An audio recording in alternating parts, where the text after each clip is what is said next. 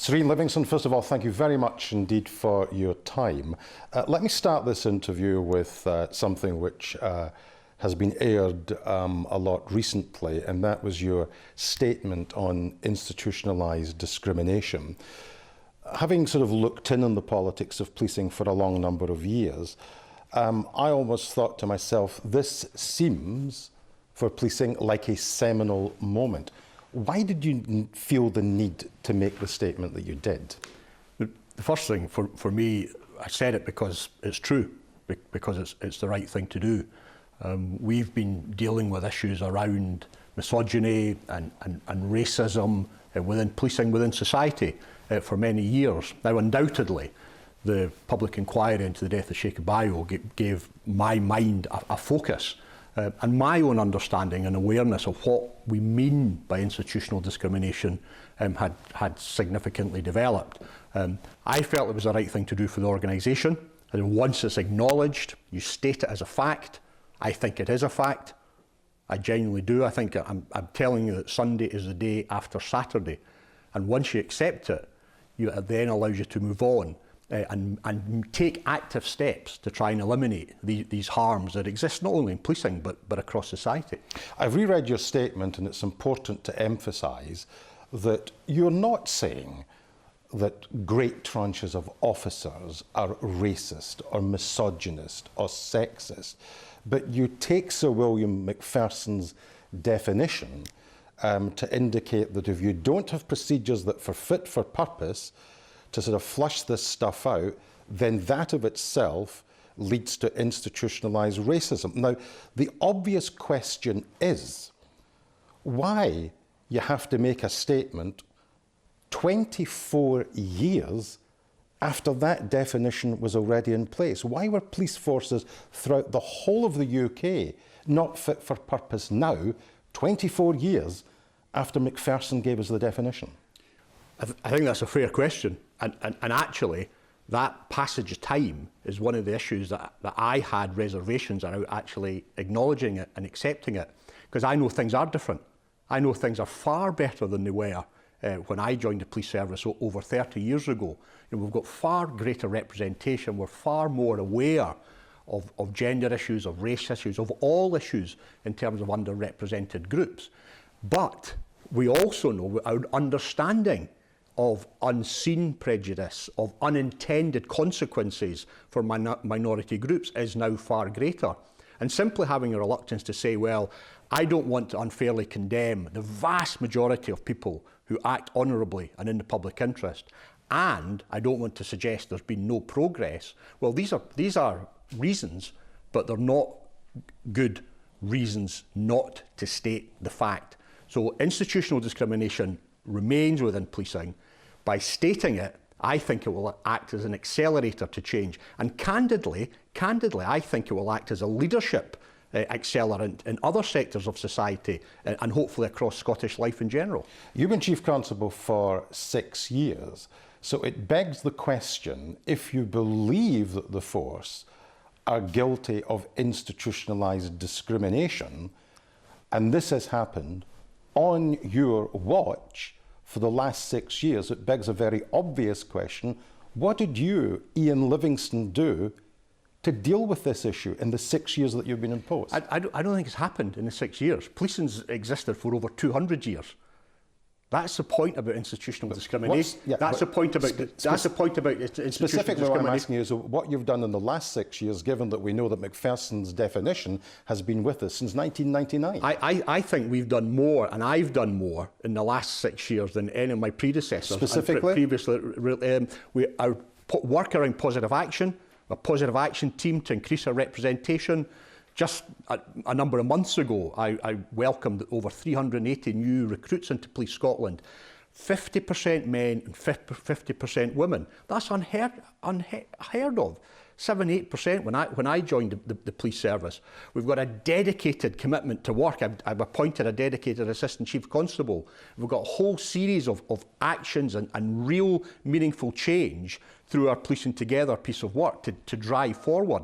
Now, I was doing that work anyway. And I was totally committed to that, because the police service has to be fair and equitable internally, so that it can then go and provide a fair and equitable service to the public that we serve. But by making the statement, I cleared away that issue, laid the foundation, and now the work that we have put in train, I think, will drive forward. But this is a challenge that I don't think has an end spot. This is a challenge for society. Society's knowledge, our understanding, whether it's driven by the Me Too movement, whether it's driven by Black Lives Matters. So I think it's unfair to say that we have not made progress. We've made an enormous amounts of progress, and we need to continue to be at the forefront of that change. And you made the point there that it's now significantly different from the time when you joined the force, which I think was 1992, from the world of law. When you started off as a constable, did you observe among your colleagues examples of racism?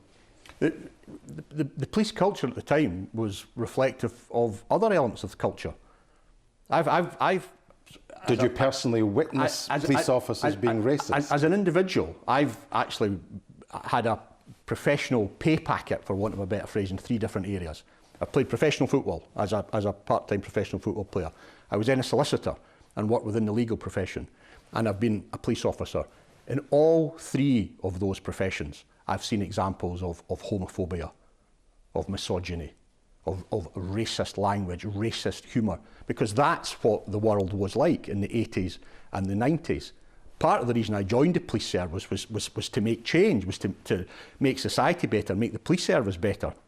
But I never ever felt that the police service was somehow distinct or remote from the communities we served, because I have seen those instances of unacceptable behaviour, but I've seen them in other sectors as well.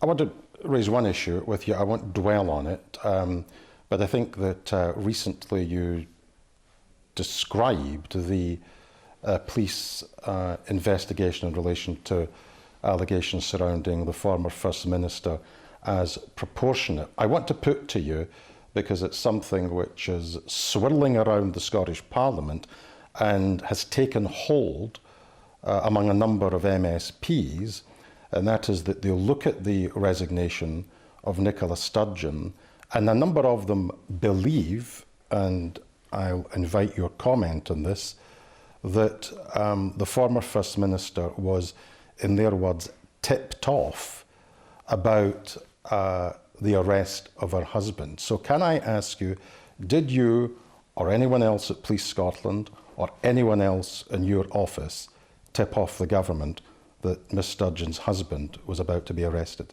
Categorically not. An absolutely outrageous suggestion to imply that I or my investigative team would act with anything other than total integrity. Now, when an investigation develops, you have to go and start to speak to other witnesses, you have to go and start to take other steps. I do not know the reason that the former First Minister resigned, but I do know it was certainly nothing to do with any tip-off coming from my office or me personally. And there was nobody that approached anyone in the police from her office to see what the status of the investigation was? Absolutely not. I don't think they would. Now, people may feel I could have done other things as a Chief Constable, I could have done more of this and I could have done less of that. But I don't think any senior politician or anybody who's observed policing in the last number of years in Scotland would think that I am anything other than totally operationally independent, and I guard that rigorously. Thank you very much. That's absolutely unambiguously clear. Some of the big challenges that you've had, COP26, the death of Queen Elizabeth, what are you most proud of? Pride's a funny word, because I always, it's not a word I use a lot when I'm talking about the organisation. But I am at a stage, a number of weeks, days really, from retiring after over 31 years and almost 6 years as the Chief Constable. And I think the thing that I would look back on is, given the organisation and the men and women who work within the Police Service of Scotland, a sense of self-esteem back and a sense that they are valued. I genuinely think now we've got as strong a team that against any other sector, and certainly against any other police service in the United Kingdom or beyond. So we needed to get that stability. We needed to get a focus back in on public service. We actually need to re-establish some of our relationships. We'd stepped back from key partners in local government, in the third sector, in the media. Our relationships with media were strained. We'd become very defensive and introspective, and I was part of it. I saw it. So the thing I think I am most proud of, and I will use that word you've asked me, is actually just allowing the organisation to get its self-esteem back so that it can now go and provide the service to the people of Scotland. You've been a footballer, you've been a lawyer, you've been a police officer. What next? Well, I don't know. When I joined the police service, I was a young officer, and I was standing in the backyard at the West End office, West End police station, and right at Haymarket. People might know where it is. And this older inspector came out, and he was smoking, and it shows you the time that it was. And he's pulling on a cigarette. He says, "Right, son." He says, "How long have you been in?" He said, "I've been in 2 months, sir." And then he asked me, he says, "What did you do before you joined the police service?" So I thought this might impress him, and I said, "Well, actually, I was a solicitor just in Edinburgh before I started." And he just drew on a cigarette and he said, "Aye," he says, "you'll find that, son, the police are full of failures." and now his observation, I was taken aback by it, but actually over the years I've reflected on, that's what makes the police service. The police service, you know, people look at policing and you talk about police culture, the police, the uniform. The police service and the men and women in it are more diverse than any profession or any vocation that you will find, because actually there are everything.